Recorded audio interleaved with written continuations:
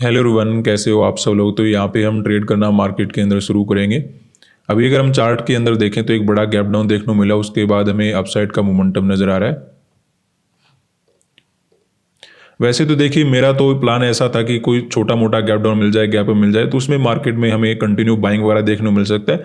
लेकिन बड़े gap down के बाद भी मार्केट में हमें अच्छा स्ट्रेंथ देखने को मिल रहा है, जो कि काफ़ी अच्छी बात है हमारे लिए। तो ये सबसे पहले हम बैंक निफ्टी के अंदर अपना ट्रेड बनाने वाले हैं। उसके बाद हम सेकंड पोजीशन ऐड करेंगे सेम क्वांटिटी के साथ। निफ्टी में आज एक्सपायरी रहने वाला है, तो दो पोजीशन हम निफ्टी का ले लेते हैं। 1200 क्वांटिटी यहाँ पे ऐड करेंगे और सेकंड पोजीशन में निफ्टी का ही ऐड कर लेते हैं। तो हमारे पास जो पोजीशन है वो केवल बैंक निफ्टी और निफ्टी का है। बात करते हैं कि यहाँ पे हमने मार्केट के अंदर बाइंग क्यों किया है। ये जो अभी का मार्केट चल रहा है वो केवल और केवल साइकोलॉजी के ऊपर एसएल हंटिंग करने की कोशिश कर रहा है। जब आप चार्ट को देखोगे आपको पता लगेगा कि जैसे देखिए मार्केट में क्या हुआ है। यहाँ पे मार्केट ऊपर होल्ड कर रहा था, अचानक से तेजी से नीचे आ गया। उसके बाद जैसे एक मोमेंटम आया सेलिंग का, अगले दिन मार्केट ने ऊपर चलना शुरू कर दिया। फिर मार्केट क्या कर रहा है, ऐसे नहीं कि छोटा गैप डाउन देकर ऊपर चला जाऊं या फिर गैप ओपन होकर ऊपर जा रहा है मार्केट, वैसा कुछ नहीं करा। अचानक से बड़ा गैप डाउन देता है, फिर ऊपर चलना शुरू कर देता है। क्योंकि इससे क्या होता है, जो एक ट्रेडर होता है वो मार्केट को समझ नहीं पाता कि एक्चुअल में ये करना क्या चाहता है। क्योंकि जब कोई बड़ा गैप डाउन ओपन होता है तो मार्केट को वैसे भी थोड़ा नेगेटिव समझा जाता है कि मार्केट में अगर कोई बड़ा गैप डाउन ओपन हुआ है तो एक नेगेटिविटी आ सकता है मार्केट के अंदर। क्योंकि छोटे मोटे गैप डाउन में तो फिर भी हम एक रिप्रेजेंट करते हैं कि ठीक है, मार्केट के अंदर दोबारा से पॉजिटिव मोमेंटम होना शुरू हो गया। लेकिन एक बड़े गैप डाउन में हमें देखना पड़ता है कि मार्केट एक्चुअल में करना क्या चाहता है। लेकिन ये जो मार्केट है टोटल साइकोलॉजी के ऊपर काम कर रहा है। कैसे कर रहा है, जैसे आपको यहाँ पे नजर आएगा कि मार्केट ने गैप डाउन दिया, अचानक से बढ़ना शुरू कर दिया। जैसे ही ब्रेकआउट वगैरह हुआ, मार्केट के अंदर अच्छा स्ट्रेंथ बना, फिर से गिरना शुरू कर दिया और गिरा भी काफ़ी तेजी से। और जैसे ही यहाँ पे गिरावट को देखकर किसी ने सेलिंग करने का प्लान बनाया, अगले दिन मार्केट ने अपसाइड का मोमेंटम कर दिया। अपसाइड के मोमेंटम को देखकर अगर किसी ने बाय करने की कोशिश किया, अगले दिन बड़ा गैप डाउन दे दिया। तो ऐसा करके मार्केट किसी भी ट्रेडर को पैसा बनाने नहीं दे रहा।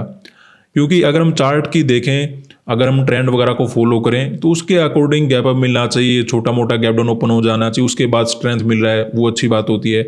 इतने बड़े गैप डाउन में कोई रिजेक्शन वगैरह आ रहा है, सेलिंग वगैरह नजर आ रहा है, वो भी अच्छी बात होती है। तो हम डायरेक्टली चार्ट को फॉलो नहीं कर पा रहे, हमें केवल और केवल साइकोलॉजी को समझकर यहाँ पे हमें काम करना पड़ेगा। और साइकोलॉजी को समझकर एक ही बात यहाँ पे मुझे नजर आ रही है कि मार्केट में जैसे मैं यहाँ पे नजर आ रहा है कि गैप डाउन तो ओपन हुआ, लेकिन ओपन होते हमें रिकवरी नजर आ रहा है। रिकवरी को देखकर ज़्यादातर लोग यहाँ पे समझ नहीं पाएंगे कि उन्हें बाय करना है या फिर सेल करना है। क्योंकि देखिए जब रिजेक्शन आएगा तो सभी को डर लगेगा मार्केट यहाँ से गिरेगा या फिर ऊपर जाएगा, क्योंकि गैप डाउन बड़ा है। यही अगर यहाँ पे छोटा मोटा गैप डाउन ओपन होता, ऊपर चलना शुरू कर देता, तो मैं भी मार्केट को एक सही समझता। लेकिन ये मार्केट केवल और केवल साइकोलॉजी के अकॉर्डिंग आपकी एसेल हंटिंग करने वाला है कि गैप डाउन तो इतना दे दिया मार्केट में, आपको लगेगा कि मार्केट में नेगेटिविटी आने वाला है, लेकिन वो क्या करेगा, कंटिन्यू ऊपर चला जाएगा। तो वैसा समझते यहाँ पे हमने बाइंग मार्केट के अंदर किया है कि ये कुछ नहीं गिरेगा, नहीं, ये जस्ट गैप डाउन दिया और सीधा ऊपर चलना शुरू कर देगा, ताकि दूसरे लोग मार्केट में समझ ही ना पाए कि हमें कैसा ट्रेड लेना चाहिए। तो ऐसा समझते हो यहाँ पे हमने कॉल साइड का मार्केट के अंदर ट्रेड बनाया। थोड़ा हमने वेट तो किया कि मार्केट में बाई चांस एक ही ग्रीन कैंडल बने, फिर से कोई गिरावट वगैरह आना शुरू हो जाए, तो उसके अकॉर्डिंग हमने देख लिया। लेकिन हमें कंटिन्यू मार्केट के अंदर स्ट्रेंथ ही नजर आ रहा है और ओवरऑल सिचुएशन को देखते हुए यहाँ पे हमने बाइंग का ही मार्केट के अंदर ट्रेड बनाया। हालांकि मेरा ये प्लान था कि छोटा मोटा गैप डाउन ओपन हो जाए, गैप ओपन हो जाए, उसमें तो हम बाइंग कर ही सकते हैं। बड़े गैप डाउन में मैं कोई प्लान बना के गया नहीं था। लेकिन अभी की सिचुएशन को देखते हुए मुझे लगता है बाइंग में हमें मार्केट फेवर करने वाला है। तो मार्केट में ओवरऑल साइकोलॉजी के अकॉर्डिंग ऐसे लंटिंग चल रहा है। थोड़ा बहुत हमें लॉस तो नजर आ रहा है, लेकिन टाइम टू टाइम ये रिकवरी दे देगा, उसमें हम अच्छा प्रॉफिट मार्केट के अंदर बना पाएंगे। अभी हम यहाँ पे वेट करते हैं। तो यहाँ पे अपना प्रॉफिट बार बार इंक्रीज होता है लेकिन फिर से कम हो जाता है। आज मुझे लगता है हमने गलती कर ली कि निफ्टी के अंदर ट्रेड बना लिया। अदरवाइज बैंक निफ्टी में तो काफ़ी अच्छा प्रॉफिट चल रहा है, इवन इससे भी ऊपर चला गया था।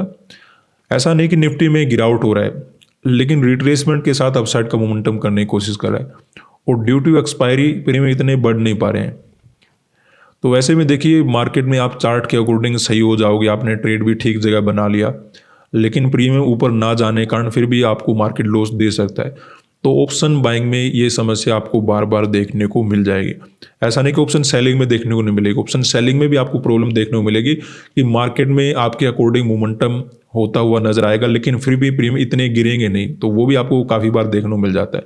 तो ऑप्शन में काम करना थोड़ा डिफिकल्ट होता है, लेकिन खैर अभी मार्केट कंटिन्यू ऊपर ही जा रहा है और गिरावट करने की मुझे लगता नहीं कि कोई यहाँ पे ऐसा कुछ होने वाला है।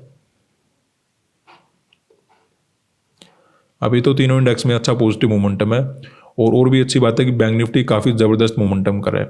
तो निफ्टी केवल प्रॉफिट में भी आ जाए ना, तब भी हम एक अच्छा खासा प्रॉफिट बना लेंगे मार्केट से। अभी देखिए अपना एक अच्छा खासा टारगेट मिल सकता था, लेकिन निफ्टी लॉस में बैठा, इस वजह से हम एक अच्छा टारगेट बुकिंग नहीं कर पा रहे, लेकिन बैंक निफ्टी में अच्छा प्रॉफिट चल रहा है। हमें ज़्यादा लालच तो नहीं करना है, लेकिन कोशिश करें कि ऐसे मोमेंटम में एक ठीक ठाक मोमेंटम कैप्चर कर पाएँ। यहाँ पे हमें अच्छा प्रॉफिट नज़र आना शुरू हो चुका है, लेकिन निफ्टी अभी भी हमें लॉस ही देने की कोशिश कर रहा है, तो हम यहाँ पे ज़्यादा रिस्क नहीं रखेंगे। मैं अपना बुक करके चला जाता हूँ, क्योंकि वैसे तो मुझे डर नहीं है यहाँ पे मार्केट और मोमेंटम में भी करेगा, लेकिन थोड़ा अपना वीक ज़्यादा अच्छा चल नहीं रहा और एक अपना हॉलीडे था इस वीक, तो इस वीक को अच्छा करने के लिए मैं अपना बुक करके चला जाता हूँ। अदरवाइज निफ्टी अगर प्रॉफिट देता तो और भी अच्छा टारगेट हम बना सकते थे, लेकिन अच्छी बात है कि बैंक निफ्टी के हमारे पास 2 पोजीशन थे और मोमेंटम में इसमें काफ़ी अच्छा हुआ।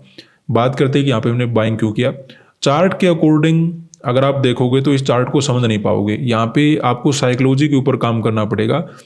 अदरवाइज चार्ट के अकॉर्डिंग बाइंग जाना तो था, क्योंकि ये चार्ट बाइंग का ही बना हुआ था, क्योंकि यहाँ पे आसपास के बायर को पहले निकाल चुका था, तो ऐसे में छोटा मोटा गैप डाउन देकर गैप अप देकर वहाँ पे मोमेंटम कर सकता था। लेकिन मार्केट क्या करता है कि अगर ऐसा करता तो हो सकता था दूसरे लोग बाइंग करते, तो मार्केट ने एक थर्ड ऑप्शन देखा मार्केट में क्या अवेलेबल था कि अचानक से गैप डाउन दिया और फिर ऊपर चलना शुरू कर दिया, ताकि दूसरे लोग चार्ट को समझ ना पाए कि मार्केट एक्चुअल में करना क्या चाहता है। ठीक है, क्योंकि बार बार ऐसा ही करा था कि तेजी से गिरा, फिर अचानक से ऊपर चलना शुरू कर दिया, फिर गैप डाउन दिया, फिर ऊपर चलना शुरू कर दिया। तो ऐसे में जो ट्रेडर की जो जो टेक्निक होती है ना कि कैसे हमें ट्रेड बनाना है, वो काम नहीं करती, क्योंकि वो समझ नहीं पाता कि मार्केट में मोमेंटम कैसे वो एनालाइज करे। तो यहाँ पे हमने साइकोलॉजी को समझ कर काम किया, उसके अकॉर्डिंग हमें बाइंग करने का मौका मिल गया। अपना एनालिस्ट में बाइंग का प्लान था, लेकिन वो प्लान अलग था। मैं आपको बार बार समझाने की कोशिश कर रहा हूँ कि उसके अकॉर्डिंग हमने बाइंग नहीं किया। ये अभी के चार्ट को देखकर हमने डिसीजन बनाया। ठीक है, उस प्लान के अकॉर्डिंग हम बाइंग कर सकते थे, लेकिन ये जो ओपनिंग हुआ ना, इसमें अभी के चार्ट को देखकर हमने डिसीजन बनाया कि मार्केट क्या करना चाहता है। तो ऐसी सिचुएशन को देखकर हमने बाइंग किया और एक अच्छा प्रॉफिट बना के मार्केट से निकल गए। धन्यवाद।